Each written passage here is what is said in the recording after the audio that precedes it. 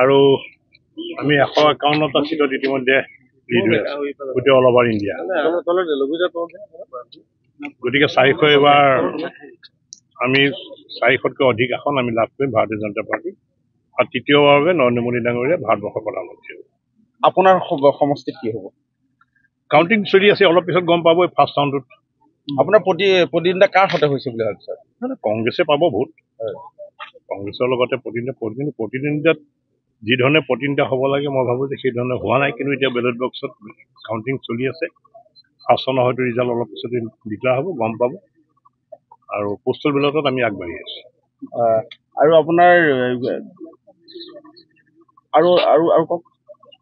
আৰু ক'বলগীয়া কি আছে আমাৰ বিধায়ক আছে প্ৰত্যেকজন বিধায়কে নিজৰ নিজৰ এৰিয়াত তেওঁলোকে কাম কৰিছে আৰু গোটেই আমাৰ আজি কাউণ্টিঙৰ ইনচাৰ্জ হিচাপে আমাৰ প্ৰমোদ বৰঠাকুৰ ডাঙৰীয়াক আমাৰ বিশ্বনাথ জিলাৰ 2টা সমষ্টি দিছে ঠিক তেনেকৈ তেজপুৰতো দিয়া হৈছে অক্ষিত সিংহল পদ্ম হাজৰিকা কৃষ্ণ কমল তাঁতী গণেশ লিম্বু বিদ্যা যাবা গহপুৰত আপোনাৰ উৎপল বৰা ডাঙৰীয়া আছে আৰু বিপুৰীয়াত আছে আপোনাৰ অমীয় ভূঞা ডাঙৰীয়া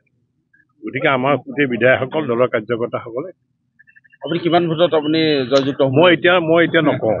কিমান ভোটত লিড হ'ব মই নকওঁ কিন্তু ভাল মাৰ্জিন হ'ব বুলি আশা ৰাখিছোঁ বাকীকেইটা কাউণ্টিং চেণ্টাৰলৈ যোৱা হ'ব নেকি যাম ইতিমধ্যে মই গহপুৰৰ খবৰ লৈছোঁ গহপুৰৰ কাউণ্টিং চলি আছে আৰু তেজপুৰতো কাউণ্টিং চলি আছে বিপুৰীয়াতো আৰম্ভ হৈছে অসমত কেইখন অসমত 12খনটো আমি ধৰিছোঁ 12খনটো আমি এক্সপেক্ট কৰিছোঁ 12খন পাম বুলি মাননীয় মুখ্যমন্ত্ৰী ডাঙৰীয়াই কৈছে যে 12খন আমি লাভ কৰিম গতিকে 12খন আমি পাব লাগে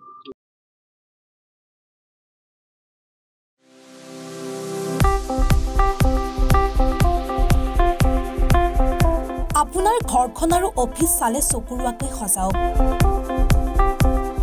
আজি আহক সকলো ধৰণৰ অত্যাধুনিক ফাৰ্নিচাৰৰ বাবে সিটি ফাৰ্নিচাৰ 6 মাইল গুৱাহাটী